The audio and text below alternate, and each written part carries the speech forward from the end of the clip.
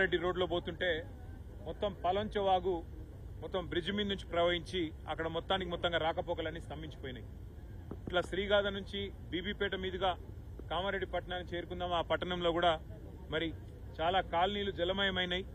చాలా ఇండ్లలోకి మొదటి అంతస్తు పైకి కూడా నీళ్లు వచ్చినాయని చెప్పి శ్రీగాధ మీద నుంచి పోదామని అనుకుంటే ఇక్కడ కూడా దోమకొండ చెరువు తెగిపోయి ఈ రాకపోకలు ఇటువైపు నుంచి కూడా మొత్తం స్తంభించిపోయిన పరిస్థితి. అంటే దాదాపుగా ఇవాళ కామారెడ్డి పట్టణానికి ఆకాశ మార్గం ద్వారా తప్ప రోడ్డు మార్గం ద్వారా పోయే పరిస్థితి రోజు ఈ నిమిషానికి లేదు. అంత ఉధృతంగా ఒకవైపు పలంచవాగు, మరొకవైపు కుడలివాగు, ఇంకోవైపు మానేరు, మొత్తంగా చాలా పెద్ద ఎత్తున ఈ వరదల విపత్తు ఇవాళ రాష్ట్రానికి వచ్చింది. ఇంకా రాబోయే 4 రోజుల పాటు వర్షాలు విస్తారంగా కురుస్తాయని చెప్పి కూడా వాతావరణ శాఖ చెప్తా ఉంది. రాష్ట్ర ప్రభుత్వానికి మరి ఇంత జరుగుతుంటే, ప్రజలు ఇంత అవస్థల్లో ఉంటే, రాష్ట్ర ప్రభుత్వం ముఖ్యంగా గౌరవ ముఖ్యమంత్రి గారు మాత్రం నిన్ననేమో మూసీ నది సుందరీకరణ మీద వారు రివ్యూ చేసినట్టుగా చూసినాం. ఇవాళనేమో రాష్ట్రానికి ఒలింపిక్స్ ఎట్లా తేవాలని చెప్పి రివ్యూ చేస్తున్నట్టుగా ఇప్పుడే నేను టీవీలో చూసిన. పరిస్థితి ఎట్లా ఉంది అంటే, రోమ్ నగరం తగలబడుతుంటే ఆ చక్రవర్తి ఎవరో ఒక ఆయన నీరో చక్రవర్తి అని ఫిడేలు వాయించుకుంటూ కూర్చున్నాడట. అట్లా రాష్ట్రం వరదల్లో ఉంటే మూసీ సుందరీకరణ ముఖ్యమా, లేకపోతే రాష్ట్రానికి ఒలింపిక్స్ అనే డిస్కషన్ ముఖ్యమా, లేకపోతే ప్రస్తుతం పంట నష్టం ఎంత జరిగింది, ఆస్తి నష్టం ఎంత జరిగింది, ప్రాణ నష్టం ఎంత జరిగింది, ఎంతమంది విపత్తుల్లో ఉన్నారు, ఇది చూసుడు ముఖ్యమా? గతంలో టీఆర్ఎస్ ప్రభుత్వం ఉన్నప్పుడు, కేసీఆర్ గారు ముఖ్యమంత్రిగా ఉన్నప్పుడు సామాన్యులను కూడా మేము ఆనాడు ఇరుక్కొని పోతే మంచిర్యాల జిల్లాలో గాని, భూపాలపల్లి జిల్లాలో గాని వెంటనే హెలికాప్టర్లు పంపి మరి సామాన్యుల ప్రాణాలు కాపాడడం జరిగింది. ఇవాళ మన హెలికాప్టర్లు, మన రాష్ట్రానికి సంబంధించిన హెలికాప్టర్లు బీహార్లో తిరుగుతున్నాయి, కాంగ్రెస్ పార్టీ ఎన్నికల ప్రచారంలో తిరుగుతున్నాయి, ఇంకెక్కడెక్కడో తిరుగుతున్నాయి తప్ప సామాన్యులకు మాత్రం అందుబాటులో లేదు.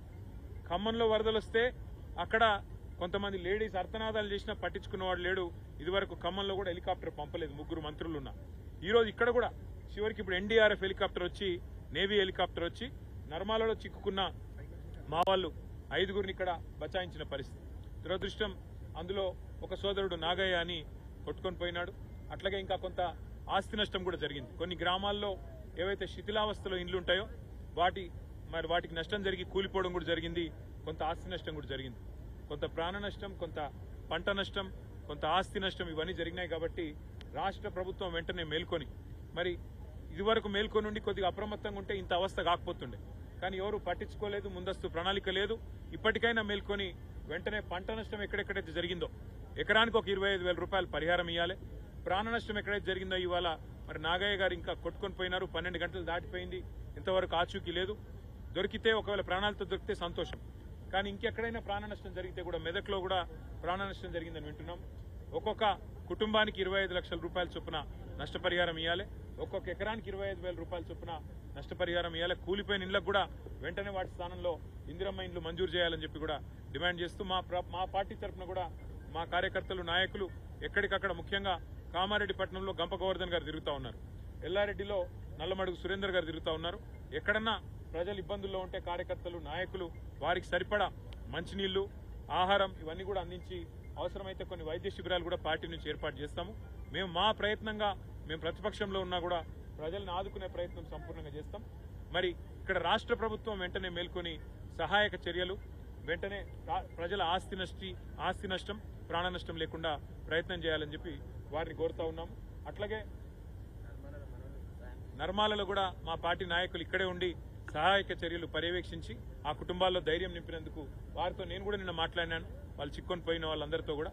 కానీ మరి ఈరోజు ఉదయం హెలికాప్టర్ వచ్చి వారు స్పందించి కాపాడినారు, చాలా సంతోషం. నేను అధికారులను అభినందిస్తా ఉన్నాను. చాలా మంది పోలీస్ అధికారులు, చాలా మంది రెవెన్యూ అధికారులు కూడా ఎక్కడికక్కడ అప్రమత్తంగా ఉండి గత 24 గంటలుగా స్పందించి పనిచేస్తున్నారు. ప్రభుత్వం పని చేసినా చేయకపోయినా, ప్రభుత్వ పెద్దలు పనిచేసినా పని చేయకపోయినా అధికారులు అప్రమత్తంగా ఉన్నందుకు, పనిలో నిమగ్నమైనందుకు అధికారులకు, మీడియా కూడా మొత్తం రాష్ట్ర వ్యాప్తంగా మరి అన్ని వార్తలు కూడా ప్రజల దృష్టికి తీసుకొస్తున్నారు. ఎక్కడెక్కడ ఇబ్బందులు ఉన్నాయో చెప్తున్నారు. మీడియాకు, అధికారులకు మా పార్టీ తరఫున హృదయపూర్వకంగా కేంద్రం సహాయం కోరడంలో రాష్ట్ర ప్రభుత్వం నిర్లక్ష్యంగా వ్యవహరించింది.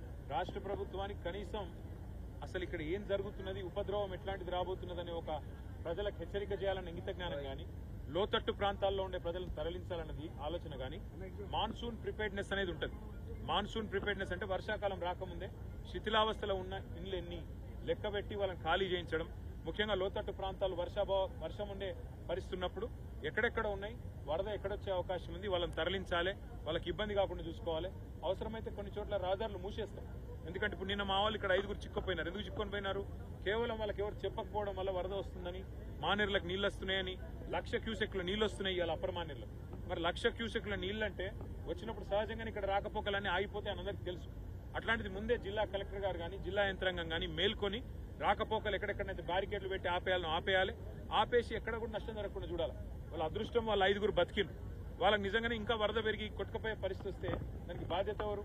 ఇట్లాంటివన్నీ కూడా ప్రభుత్వం ముందు మేల్కొని ముందస్తు ప్రణాళికలు రూపొందించుకుంటే జరుగుతుంది. ఇప్పటికైనా మేల్కొని ఎక్కడెక్కడైతే నష్టం జరిగిందో వెంటనే రిపోర్టులు పంపాలి. మరి కేంద్ర ప్రభుత్వం కూడా స్పందించి సహాయం అందించాలి తెలంగాణ రైతాంగానికి, తెలంగాణ ప్రజానీకానికి. మేము కోరుతున్నాం. Thank you.